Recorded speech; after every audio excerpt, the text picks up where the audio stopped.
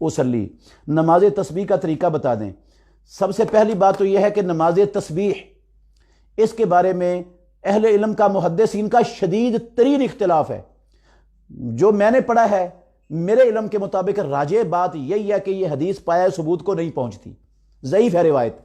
अगर बाज़ अहले इल्म के नज़दीक उन्होंने इसको सही कहा भी है, अगर सही हो भी जाए तो बाजमात पढ़ने का इस्लाम में कहीं तसव्वुर नहीं है इस नमाज का। ना रसूलुल्लाह ने पढ़ाई, ना खुलाफाए राशिदीन ने पढ़ाई, ना सहाबा में से किसी सहाबी ने बाजमात पढ़ाई, ना सहाबियात में से किसी सहाबिया ने, ना उम्महातुल मोमिनीन में से किसी हमारी माँ ने बाजमात नमाज तस्बीह नहीं पढ़ाई, और ना ही रमज़ानुल मुबारक के जुमों के अंदर इसका एहतमाम किया गया। ये सारी चीज़ें बिदअत के अंदर आती हैं कि हम रमज़ान की रातों में और जुमे की रातों में औरतों को इकट्ठा करके लोगों को दावत देकर बाजमात नमाज खड़ी पढ़ाएं, ये तस्बीह।